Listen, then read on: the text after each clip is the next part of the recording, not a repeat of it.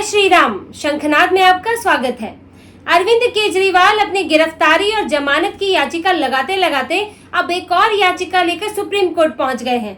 Supreme court से उन्होंने जल्द से जल्द सुनवाई की गुहार लगाई है। अभिषेक मनु सिंघवी सुप्रीम कोर्ट में एक याचिका लेकर पहुंचे हैं, जिसमें अरविंद केजरीवाल को अब परेशानी ये है कि दिल्ली सरकार के अधिकारी उनके सुनते नहीं हैं। दिल्ली सरकार के अधिकारियों पर अब उनका काबू नहीं है। वो उनकी शिकायतें कर देते हैं और उनके मंत्रियों को अब बड़ा सोच समझ कर फूक कर कदम रखना पड़ता है। अब अरविंद केजरीवाल के लिए बड़ी परेशानी बन गई है और वो सुप्रीम कोर्ट के पास पहुंचे हैं कि सुप्रीम कोर्ट राष्ट्रीय राजधानी क्षेत्र दिल्ली सरकार अधिनियम पर अब फिर से सुनवाई करे और दिल्ली सरकार को अधिकारियों के तबादले, उनकी पोस्टिंग और उनकी जवाबदेही तय करने की, उनको कभी भी निलंबित करने की इस तरह के अधिकार दे दे। ये मामला कोई नया नहीं है। जब केंद्र सरकार 2023 में GNCTD अधिनियम ले आई थी, तभी ये मामला खत्म हो गया था। लेकिन अब अरविंद केजरीवाल दोबारा सुप्रीम कोर्ट पहुंचे हैं और दोबारा वहां पर अपनी बेचारगी, अपनी लाचारगी बता रहे हैं। ये सिर्फ एक प्रशासनिक परेशानी की बात नहीं है जो अरविंद केजरीवाल ने वहां कही है।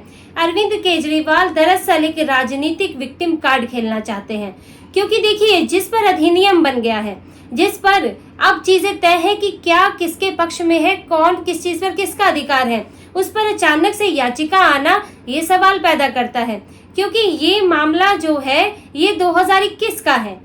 जब ये मामला सुप्रीम कोर्ट में था तो सुप्रीम कोर्ट ने दिल्ली सरकार को 41 चीजों पर अधिकार दिया था, क्योंकि तब भी LG और मुख्यमंत्री के बीच में, दिल्ली सरकार के बीच में टकराव चल रहा था कि मुख्य अधिकार किसके हैं। दिल्ली सरकार में कोई फैसला होगा, कोई अंतिम फैसला किसका होगा, किसका माना जाएगा, इस तरह के कई मामले अटके थे।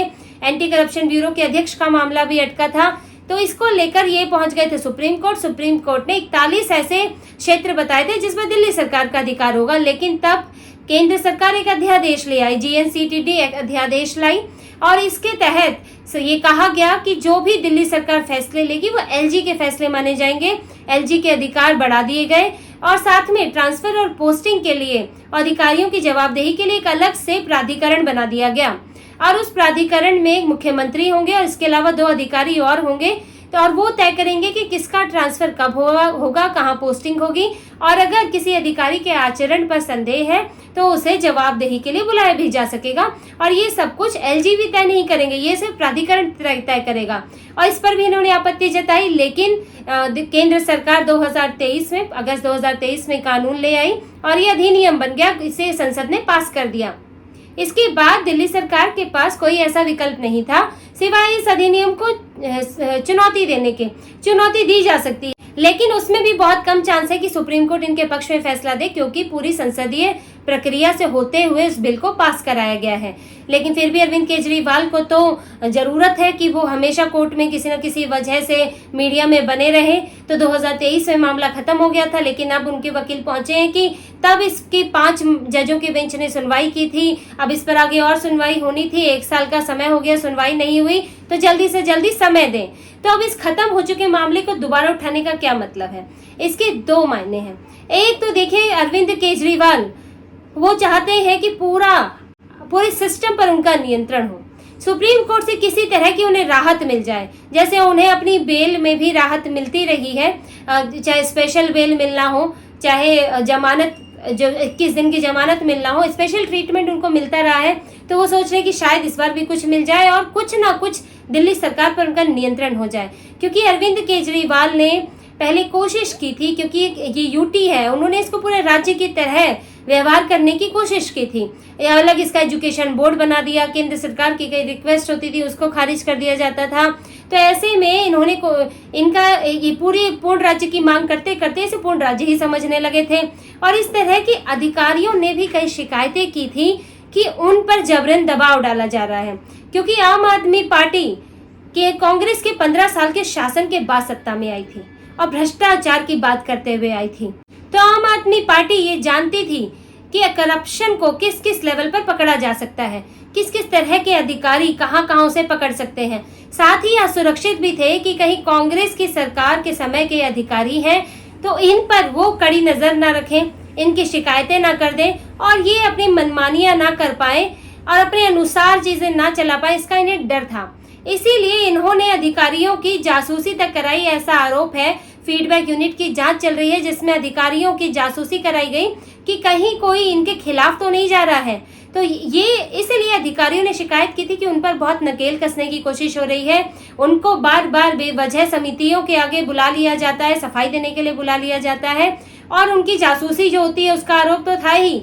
और ये इनको डर रहता था कि ये अगर जिस तरह से अभी देखिए शराब घोटाले की बात करें तो इसकी शिकायत कहाँ से आई? चीफ सेक्रेटरी से आई। एलजी के पास चीफ सेक्रेटरी ने शिकायत की कि इस घोटाले में, इस जो शराब नीति बनी है इसमें कुछ गड़बड़ है और इसमें जनता को कम फायदा है और शराब कारोबारियों को ज्यादा फायदा दिख रहा है। तो एलजी ने जब इसकी जांच के आदेश दिए तो उसके बाद ही पूरा मामला निकल कर आया। इस मामले की शिकायत किसी पार्टी ने नहीं की थी, बीजेपी कांग्रेस ने नहीं की थी, बल्कि एक सरकारी अधिकारी ने की थी, क्योंकि वो अधिकारी सालों साल से वहां हैं, वो इन नीतियों को समझते हैं, उनका अनुभव है, फाइलें उनकी नजरों के आगे से जाती हैं। ऐसे में ये आम आदमी पार्टी अधिकारियों की निष्ठा खरीदना चाहती है, उनकी निष्ठा पर काबू चाहती है, और ताकि ये अपने अनुसार कुछ भी कर सके। अगर चीफ सेक्रेटरी शिकायत नहीं करते तो मामला आज शराब घोटाले का खुलता ही नहीं। तो ऐसे में ये उन अधिकारियों पर नजर रखने लगे जो अधिकारी इन्हें लगता है कि वो इनके लिए निष्ठा नहीं रख रहे, इनके लिए मुसीबत बन सकते हैं। तो जब इसकी अति हो गई, बार बार एलजी के पास शिकायत गई, बार बार केंद्र सरकार के पास शिकायत गई, तो फिर जीएनसीटीडी एक्ट लाया गया, अध्यादेश लाया गया। गृह मंत्री का कहना भी था कि सरकारी अधिकारियों के जो अधिकार हैं, उनकी गरिमा है, उनकी काम करने की जो स्वतंत्रता है, उसको सुनिश्चित करने के लिए लाया गया है, ताकि चाहे दिल्ली सरकार है चाहे केंद्र सरकार है, वो उन पर पूरा नियंत्रण न कर सके, वो किसी दबाव में काम न करें, इसलिए एक अलग प्राधिकरण बनाया गया है। अब अरविंद केजरीवाल से एक बड़ी चीज छूट गई। जिन अधिकारियों को वो अभी अपने नियंत्रण में रखते थे, जो अधिकारी उनकी मर्जी के बिना एक पत्ता भी नहीं हिलाते थे, अब आज उन पर कोई कंट्रोल नहीं है। पहले वो कठपुतली की तरह नचा सकती थी आम आदमी पार्टी, लेकिन अब ऐसा नहीं है।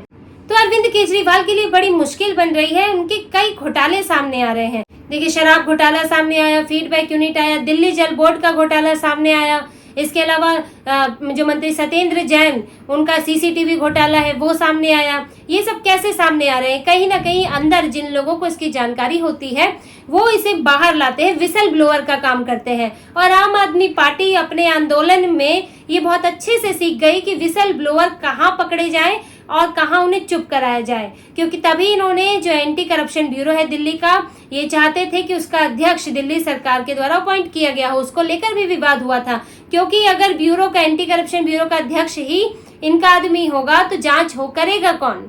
तो ये एक इनकी बड़ी स्ट्रैटेजी रही है कि जहां जहां आपके पकड़े जाने के चांस है उस जगह को ढक दो, उस जगह पर अपना नियंत्रण पालो।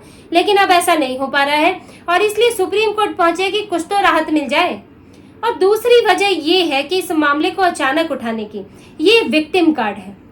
अगर लोगों के बीच ये मैसेज जाएगा कि केंद्र सरकार ने दिल्ली सरकार को पंगु बना दिया है, दिल्ली सरकार अपना काम नहीं कर पा रही है, जैसा कि इन्होंने याचिका में कहा है, सारा काम ठप पड़ा है, अधिकारी कुछ कर ही नहीं रहे हैं। इन्होंने याचिका में ये बातें कही हैं। दरअसल अधिकारी तो काम कर रहे हैं, लेकिन मुख्यमंत्री जेल में है।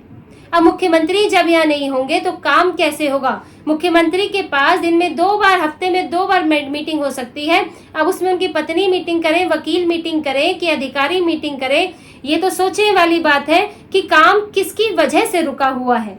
और इनकी अपनी कमियों के चलते, इनकी अपनी मनमानी, जो ये कह रहे हैं कि मैं सीएम का पद नहीं छोड़ूंगा, मैं जेल से ही सरकार चलाकर दिखाऊंगा, तो ये जेल से सरकार चलाने का नतीजा ये हो रहा है कि काम नहीं हो रहा है और उसका इल्जाम अधिकारियों पर डाला जा रहा है। तो कल को जब बीजेपी या फिर कांग्रेस कहेगी कि केजरीवाल के रहते दिल्ली में काम नहीं हुआ, तो क्या होगा? लोगों के बीच तो मैसेज गया होगा कि नहीं, यहाँ काम तो हो रहा है लेकिन अधिकारी नहीं सुन रहे हैं, अधिकारी काम नहीं कर रहे हैं। ये पूरा मैनिपुलेट करने के लिए, पूरा भ्रमजाल बनाने के लिए ये याचिका लाई गई है, ताकि किसी तरह मीडिया में ये मुद्दा चर्चा में आ जाए और अरविंद केजरीवाल विक्टिम कहलाए कि उनको एक तो जेल में बंद कर दिया, अब वो जेल में रह के काम भी कर रहे हैं, फिर भी उन्हें काम नहीं करने दिया जा रहा है, अधिकारी उनकी सुन ही नहीं रहे हैं। इस पूरे अवधारणा को, ये पूरी धारणा बनाने की कोशिश है लोगों के बीच में। और आम आदमी पार्टी का तो ये पुराना तरीका रहा है कि झूठ बोलो जोर जोर से, कई कई बार झूठ बोलो ताकि वो सच लगने लगे। इन्होंने अगर ये अपनी गलती होती है तो भी उसका इल्जाम दूसरों पर डालते हैं, चाहे दिल्ली में बाढ़ का मामला हो, पानी की कमी का मामला हो, कोरोना के समय पे ऑक्सीजन की कमी का मामला हो, ये अपने ऊपर एक इल्जाम नहीं लेते। अपनी इल्जाम तो छोड़ दीजिए, ये नहीं कि चुप होकर हम व्यवस्थाएं ठीक कर ले, नहीं, सीधे इल्जाम केंद्र सरकार पर या किसी और राज्य पर। जैसे कि अभी दिल्ली में पानी की कमी है तो हरियाणा पर इल्जाम डाल दिया क्योंकि वहाँ बीजेपी की सरकार है। हिमाचल में तब इनका गठबंधन था तो इन्होंने हिमाचल पर एक सवाल नहीं उठाया, लेकिन अब आज की स्थिति हो तो ये हिमाचल पर भी बोलने लगे क्योंकि आज तो गठबंधन रहा नहीं।